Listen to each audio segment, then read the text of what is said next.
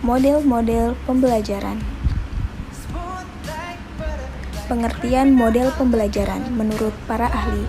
Yang pertama, menurut Joyce dan Weil pada tahun 2012, model pembelajaran adalah suatu rencana atau pola yang dapat digunakan untuk membentuk kurikulum, merancang bahan-bahan pembelajaran, dan membimbing pembelajaran di kelas atau yang lain. Menurut Trianto pada tahun 2010, model pembelajaran adalah suatu perencanaan atau sesuatu pola yang digunakan sebagai pedoman dalam melaksanakan pembelajaran di kelas atau pembelajaran dalam tutorial. Dari penjelasan para ahli di atas dapat disimpulkan bahwa model pembelajaran adalah sesuatu yang direncanakan untuk mencapai tujuan pendidikan dalam proses pembelajaran. Model pembelajaran menurut teori. Yang pertama, model interaksi sosial. Yang kedua, model pemrosesan informasi. Yang ketiga, model personal. Dan yang keempat, model modifikasi tingkah laku. Model interaksi sosial. Model ini didasari oleh teori belajar Gestalt atau field theory. Aplikasi teori Gestalt dalam pembelajaran adalah pengalaman, pembelajaran yang bermakna, perilaku bertujuan, dan prinsip ruang hidup. Model pemrosesan informasi. Model ini berdasarkan teori belajar Piaget dan berorientasi pada kemampuan siswa memproses informasi yang dapat memperbaiki kemampuan. Beberapa langkah yang harus diperhatikan pendidik kelas berkaitan dengan pembelajaran pemrosesan informasi. Yang pertama, melakukan tindakan untuk menarik perhatian siswa. Yang kedua, memberikan informasi mengenai tujuan pembelajaran dan topik yang dibahas. Yang ketiga, merangsang siswa untuk melakukan aktivitas pembelajaran. Dan yang terakhir, menyampaikan isi pembelajaran sesuai dengan topik yang tidak direncanakan. Yang ketiga, model personal. Metode ini bertitik pada teori humanistik, yaitu berorientasi terhadap perkembangan siswa.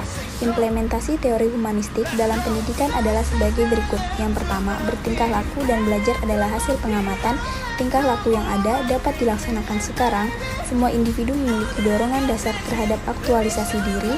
Dasar tingkah laku individu adalah hasil dari konsepnya sendiri. Mengajar adalah hal penting, tapi belajar siswa sangat penting. Yang keempat, model modifikasi tingkah laku.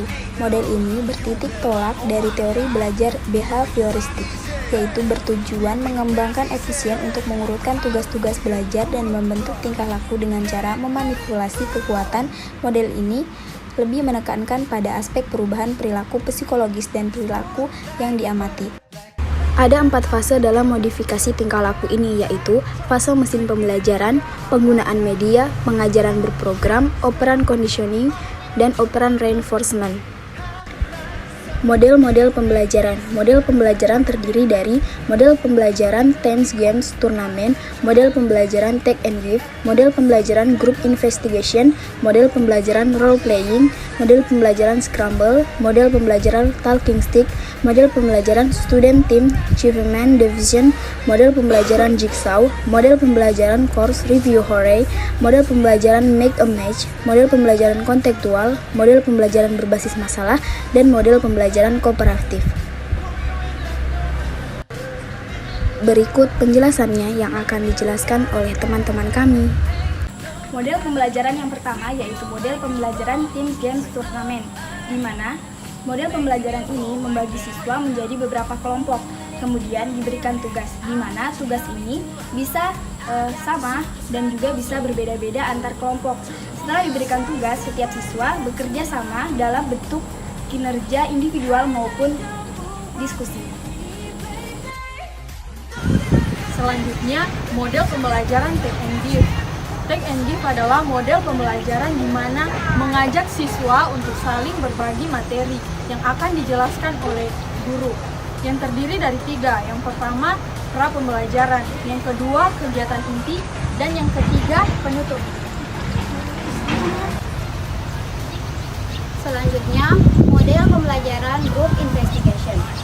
Model pembelajaran Group Investigation di sini terdiri dari 6. Yang pertama ada grouping, yang kedua ada planning, yang ketiga ada investigation, yang keempat ada organizing, yang kelima ada presenting, yang keenam ada evaluation. Selanjutnya, model pembelajaran Scramble.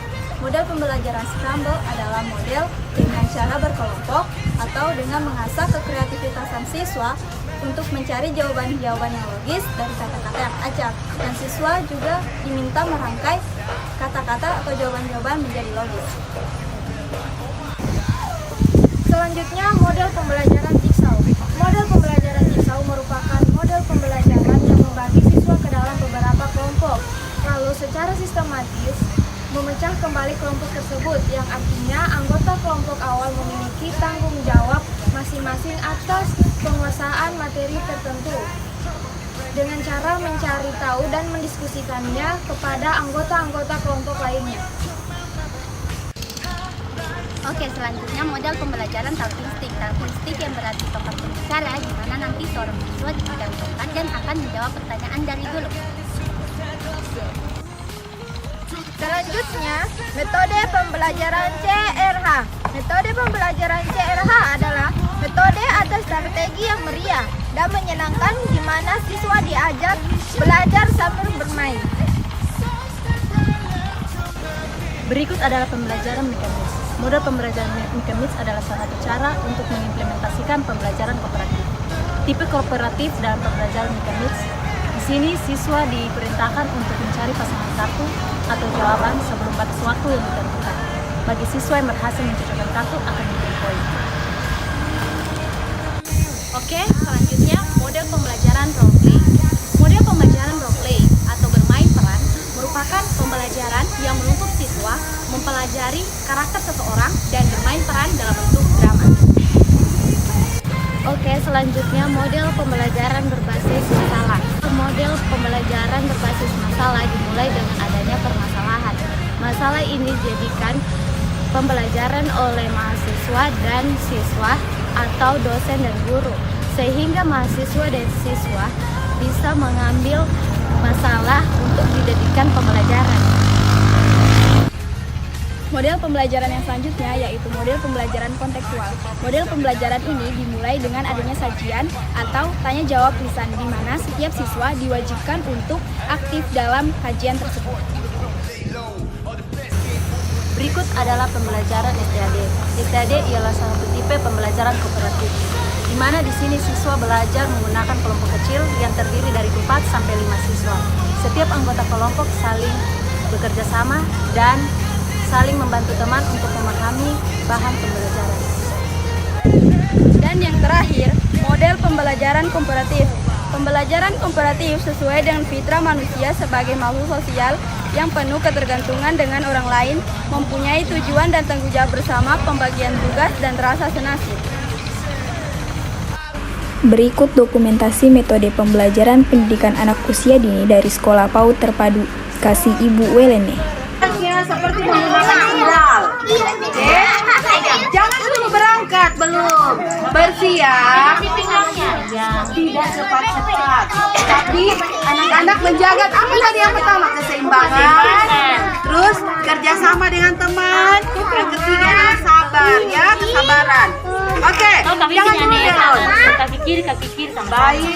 Kaki yang duluan di kaki kanan. Kaki kanan dadanya sama-sama. Kalau kanan Tangan kanannya dulu. tangan kanan. Ya, sama-sama ya. Iya. Ya, aku bilang dengan teman di belakang. Aku bilang kalau kaki kanan, iya. Nah, sekarang silakan berjalan Ayo, dengan jalan. bakiak. Ayo, jalan. Kanan dulu, Kaki kanan dulu. Metode yang dipakai saat berolahraga dengan menggunakan alat bakiak adalah metode bercakap-cakap, metode praktek langsung, metode tanya jawab.